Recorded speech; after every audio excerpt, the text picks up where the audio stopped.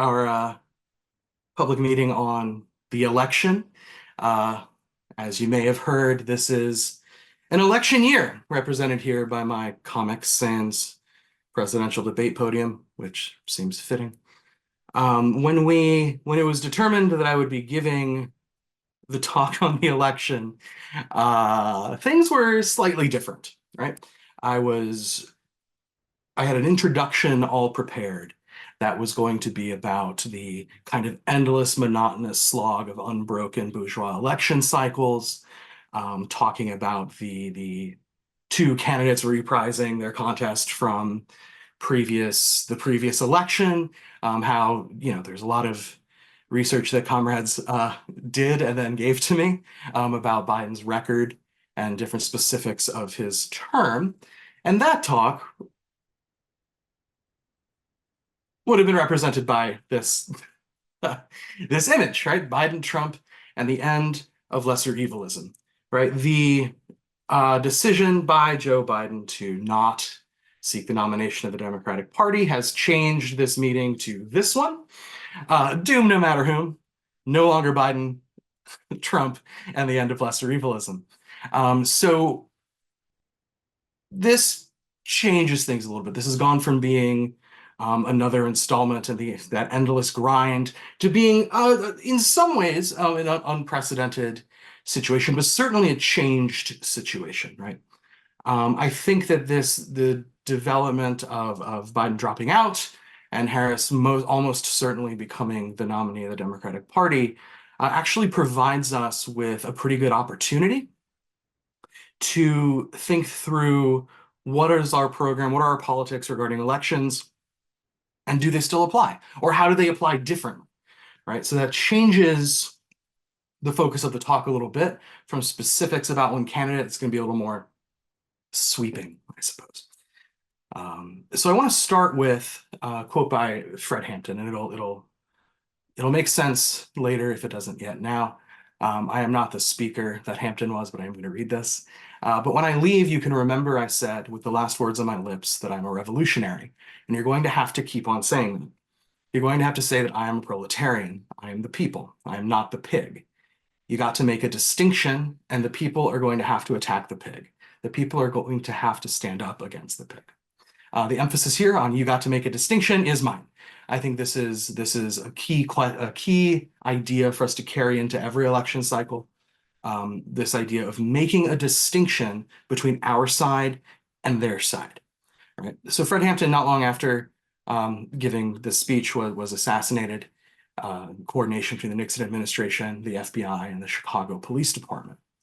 And if we were to do a little thought exercise about a hypothetical ballot on which Fred Hampton and the Black Panther Party, the FBI, and the Chicago Police Department were the three candidates, it would be very easy for us to make a distinction there, right? We would vote for and support Fred Hampton and the Black Panther Party. But what if they weren't on the ballot? What if the choice was between the Chicago Police Department and the Federal Bureau of Investigation? Who would we vote for, right? Would we vote for either? Would we take a different position? So this question of making a distinction between sides, this is what I want to start with.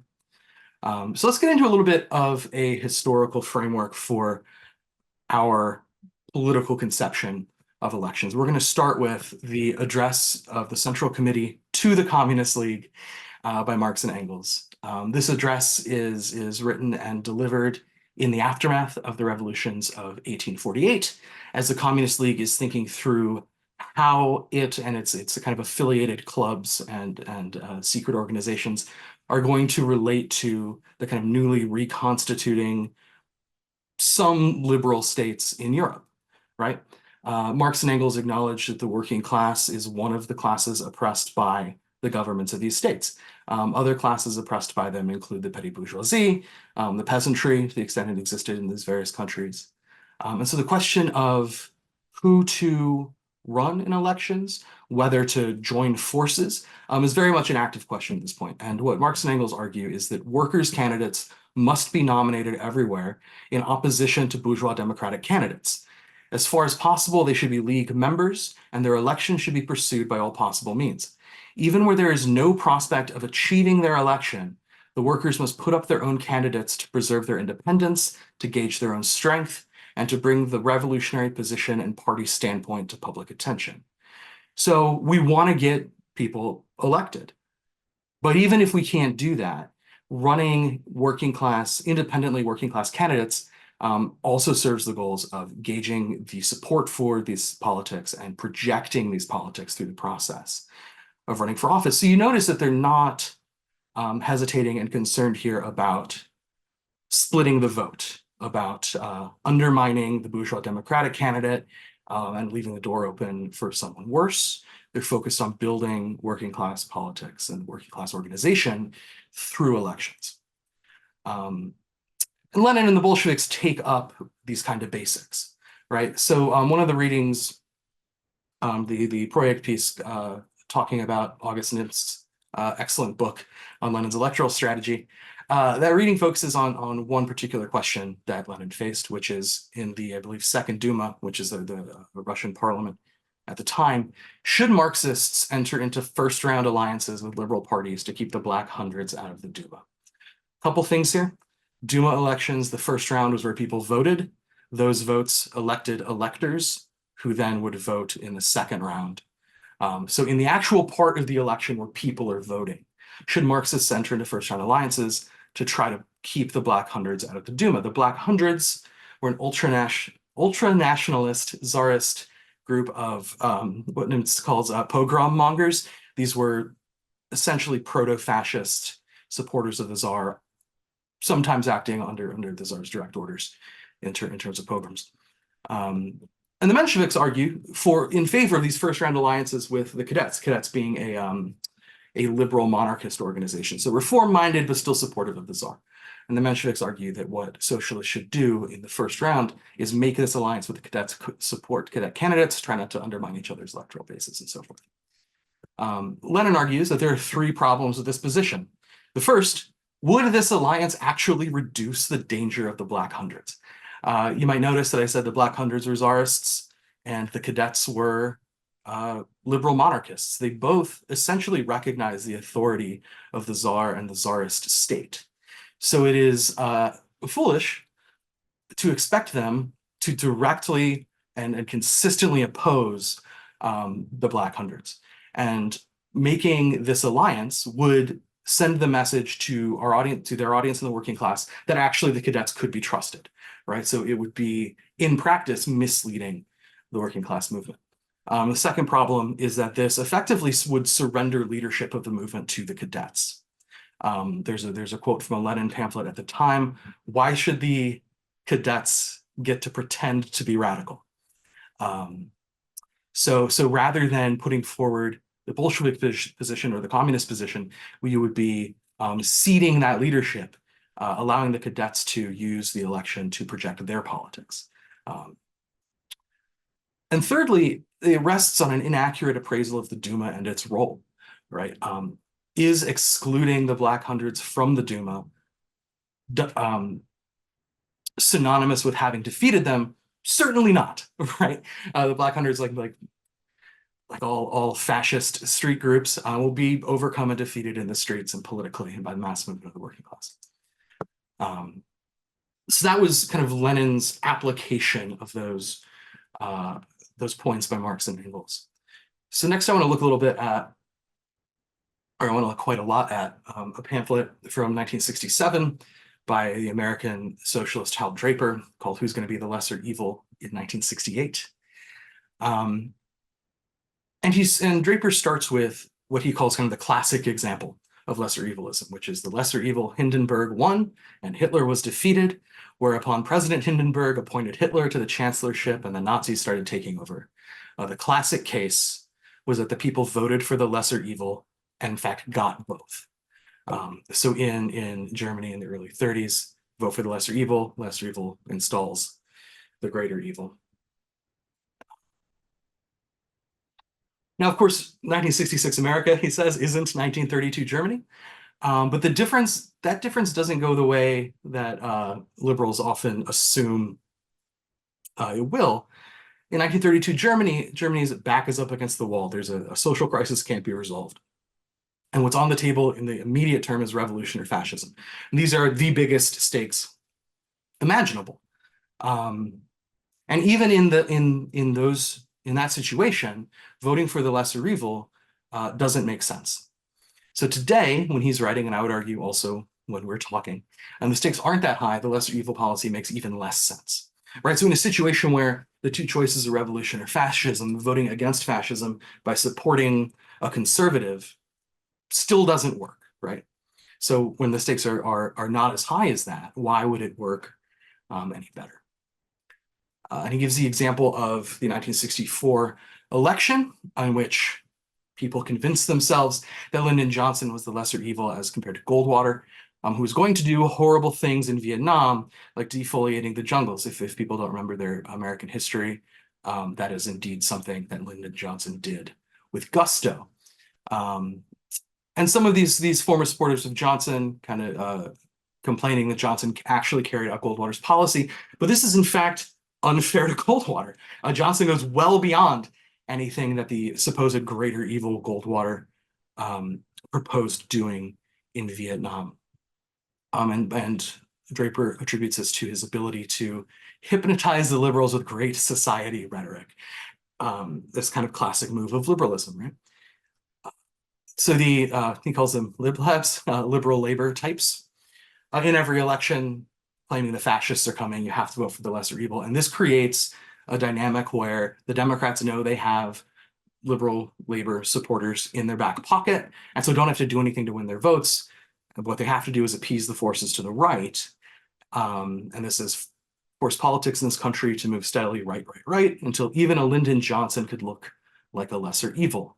This, hopefully, sounds pretty familiar, even if there are some key differences like but because of that rightward movement, supporting the lesser evil over multiple elections undercuts any possibility of actually fighting far right.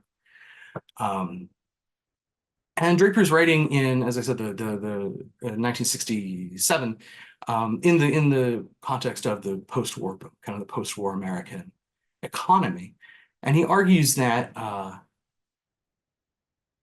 both liberals and conservatives are converging under this bureaucratic statified capitalism because both have to maintain that state, right? The current system of capitalism that existed in the USA at that time. Gives the example of Truman vetoing Taft-Hartley, an anti-union bill, and then invoking it against striking workers, right? So liberals have to make use of repressive measures that conservatives advocate, and the conservatives at the time were forced to maintain the welfare state because that was what the maintenance of the system demanded.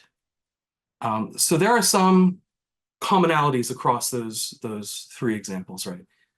We'll note that each of them approaches the question of elections as a question for the movement or for the organization, not for the individual.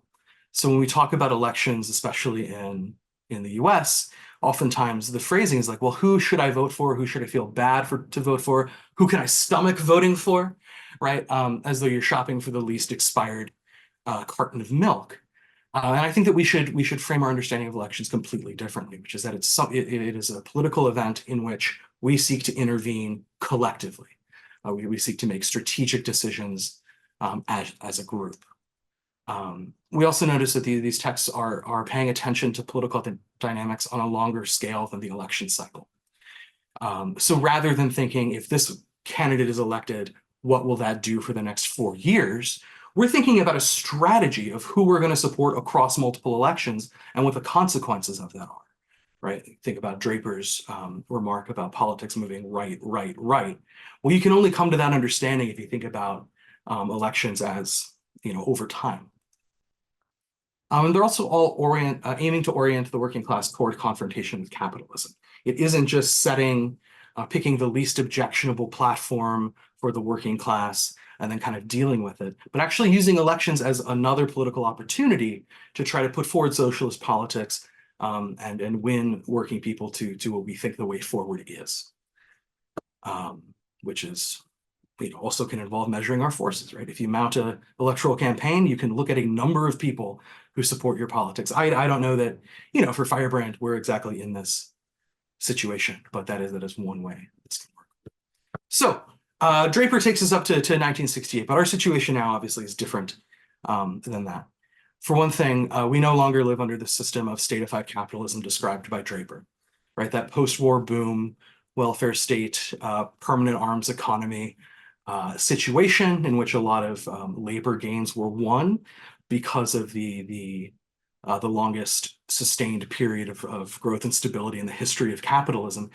That doesn't exist anymore, right? That post-war consensus runs into crisis in the 1970s. And the solution that capitalism settles on is neoliberalism, right? Rather than this kind of fairly stable form of capitalism that can incorporate conservatives and liberals in equal measure in the maintenance of that state, what we get with neoliberalism, among other things, but it is a system of rampant privatization and financialization. So hacking off parts of the state and selling it to private enterprise, the increasing guidance of the market by financial institutions, and so forth. This also involves increasing casualization of labor. Right? So neoliberalism is, after Draper, a different kind of capitalism, and it was developed to try to address the crisis of that post-war consensus. And now there's a crisis affecting neoliberalism, right? So that's why I titled this Neoliberalism and Whatever's Coming Next. This is affecting the credibility of governments across the world, contributing to the international rise of the far right. The neoliberal parties, like the Democrats, are basically at a loss for ways to resolve this crisis, and the far right is putting forward its solutions. And ideologically, neoliberalism, of course, is usually accompanied by rhetoric about small government, such as Margaret Thatcher's famous statement, "There's no such thing as society." So small government, everything's private. But if there's no such thing as society, what is the function of the state? And of course, Margaret Thatcher is lying. What pieces of the state, she and her allies wish to preserve is the question. So under neoliberalism, where a lot of the functions of the state, when Draper's writing, are gone, what is the state? Well, the classic Marxist definition is that the state is the instrument by which one class imposes its will on another. So the capitalist state aims to stabilize and maintain profit extraction in the interests of the capitalist class as a whole. And this continues, right, even after all of the privatization and so forth of neoliberalism, right? The police, the Federal Reserve, the instruments that the capitalist state needs to repress us and preserve their collective interest remains. And the president, who's getting elected, serves as the captain of the capitalist state and always serves that purpose. If you were to elect me to the presidency right now, I would have the choice to either serve the interest of capital or be removed, right? In the absence of a mass movement and so forth. But that's the job of the president, is to serve as the captain of the capitalist state. And the state still serves a function, and we see it. So given the current balance of forces, class, pop quiz, what does it take to convict one killer cop? Well, it takes something like this, right? It takes a mass uprising across multiple cities in the US. It takes direct confrontation with the police, the National Guard coming out, a police precinct being burned down to convict one killer cop. And part of that, it has to do with the state of the movement, and that the ruling class doesn't fear us at the moment. So we have to do more to win the smaller amounts. But I think that the reason I bring this up is because it highlights how entrenched the state is right now. So what's in common between the past and now? Let's take a look at some examples of lesser-evilism since Draper wrote that essay. We had the Clinton administration, which, as Elizabeth Schulte wrote in an old edition of Socialist Worker, it was the Clinton administration and not Republicans who shredded the idea that the government was responsible for the welfare of the poor, and no liberal organizations lifted a finger. If Reagan was doing this, sent an unnamed aide, they'd be dragging poor kids up to the White House to oppose it. After Clinton, of course, we got the Bush administration. Some of you might remember the Rock Against Bush compilations, the idea being that Bush was such a fascist, so odious and reprehensible, that even pop punk bands were going to organize against him. And yet, under Obama, even after we all rocked against Bush so very hard, the Obama administration expands the global war on terror, the Patriot Act, drone strikes, repression of social movements. And we see this, it's almost too many things to list with Biden, but we see preemptive strike breaking, absolutely no effort to codify Roe v. Wade, and of course, ongoing support for the escalation in the genocide in Palestine, which started in 1948, but reached a new stage of violence last year. So we, and I know I'm at 20 minutes, I'm probably going to go another 5 or 10. That's okay. So what do we do when we're talking to people in our audience, we're in the movement, we're talking to, or just meeting contacts and talking to people about why we don't support the lesser evil, right? Because we're taking this longer term, strategic, collective action, right? We'll use elections to project socialist politics, but we won't support the campaigns of our class enemies. And there are some common objections that get raised to that I think we need to be prepared to talk about. So what about the Supreme Court? This is the most popular or maybe most common objection recently, I think. And if Biden were the candidate, it is as simple as looking back on Biden's actual record in terms of who he supports on the Supreme Court. I think most famously, Biden was instrumental in getting Clarence Thomas confirmed in the face of sexual assault allegations or sexual harassment allegations. So we've seen that one of the people liberals are correctly demonized was actually facilitated in taking that role by Joe Biden. But even with a Harris candidacy, I think we can still look at the way that liberals talk about the Supreme Court and say this isn't really a credible argument, partially because the Supreme Court will act in response to social movements, right? Roe v. Wade in 1971, if I'm not mistaken, was not the result of there being a bunch of good-hearted liberals on the Supreme Court. It was a recognition of the situation of the social upheaval in the women's liberation movement, recognizing that to maintain stability, they had to grant that reform, essentially, through the courts. But what about if it's better to organize under a Democrat? Right? We've heard this objection a lot, I think, most of us. Well, I don't support Biden or Biden. I don't support Obama. I don't support Biden. But I think that if we elect them, then there'll be fewer attacks on the working class and we'll be more free to organize, right? Which sounds like a smart strategic move, unless you've been involved in social movements when a Democratic administration has taken over. And oftentimes, the result is the opposite. Movements, the movement against the Iraq War almost completely dissolved when Barack Obama was elected. And we see that starting to happen as this election started ramping up with the movement in solidarity with Palestine, starting to be co-opted, although certainly less completely. So I don't think choosing which candidate is going to be trying to bust up our movements doesn't actually bear fruit there. What about the rise of fascism? We have to vote in this election because if we don't, then fascism will be elected. This is maybe the subject for an entire other talk, but it's worth noting that in no countries did fascism take root or take power because of a regular bourgeois election, right? They were appointed or they took over. There was a civil war, whatever. The king installs Mussolini, right? And also, is the question on the ballot fascism? I think probably not. I think definitely not, actually.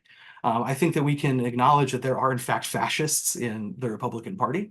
I think at this point that's undeniable. But there's a difference between a party supported by fascists and the actual implementation of fascism. And if fascism was about to be installed, elections are the absolute worst strategy for trying to fight it. As Lenin acknowledged, these sorts of forces are fought in the streets. And what about voting and pushing them left? It just doesn't work, right? Because you're just then oriented on these capitalist candidates, and you become committed organizationally to supporting them, whether that is your intention or not. So not as an individual, but as a socialist organization, deciding to vote, and then when they're in office, push them left, commits us to supporting that candidate, whether we're cognizant of that or not. So, as I mentioned at the beginning, this election has changed in the last couple of weeks in a lot of ways. Most recently, the apparent ascendancy of Kamala Harris to being the candidate. So what are some of the differences that I would argue a Harris candidacy will have? I think we can expect much more enthusiasm from the Democratic base and from their apparatchiks. They've got something that they seem to want to campaign on now, as opposed to with Biden. I think we'll see renewed strength for anti-oppression arguments to rally votes, which the Democrats are already trying to do, claiming it was racist to be demanding that Biden step down because all Black people supported Biden, I think was the argument. But now that they have a candidate who is Black and a woman, these kinds of arguments to shut down our side are going to get louder. I think that the campaign is going to capitalize on people's sense of relief just to be rid of Biden. And that's a feeling that I think has real political impact. And the last point here is that these weirdo GOP goblins all seem to be in a panic. They don't seem to know what to do in response to Harris. They'll probably get a hold of it, but for the time being, I think this is going to lead to a very confident Democratic Party campaign. So how does this change our situation as people who are opposed to both of these candidates? We're now not arguing against an infirm emperor being trotted out by his supporters on his dubious record, right? We're arguing against somebody with a much more vocal base of support. So we're more likely going to need to debate with people who are arguing in favor of Harris, I think, instead of just in opposition to Trump. I think Harris may well be less hampered than Biden by the record of the Biden administration, although we should certainly make the point that she is absolutely complicit in the genocide in Palestine. And I think that her record as a prosecutor will actually be used as a positive by the Democratic Party to kind of law and orderify the campaign, painting Trump as a criminal and Harris as the law. So briefly here, just to sort of sum up what I think is the core of our approach, we're thinking about elections. We want to make decisions on who to support electorally, if anyone, as a group or organization and not as kind of individual liberal subjects. And we should keep in mind that for a lot of our audience, this can be a difficult concept to believe in, let alone act on with the left as historically weak as it is, right? People aren't seeing convincing socialist candidates being put forward. They're not seeing socialist organizations. So it's who are capable of doing that. So it's our job to continue to build these organizations so that we can begin to act electorally or pose a reasonable alternative. And our job is to build politically against the capitalist class. So as I said at the beginning, we have to make a distinction between their side and ours. I'm not going to go through all of this, but this is from the address of Marx and Engels, which is talking about how one of the reasons to organize separately is the working class should always be making more radical demands than the petty bourgeois or the Democrats or whoever, right? We should always be independently outside of those forces making our demands and not theirs. We're also arguing for an electoral strategy across and between elections. So thinking about the flow of history, so to speak, and how our electoral campaign connects to that. And the conclusion that this should lead us to, and that I think that we need to be prepared to make, especially during election years, that we grant no support for any party of capital. We will not be supporting our oppressors, even if our candidates are not yet on the ballot. And that will enable us to best build towards more power and a more robust socialist left in the future.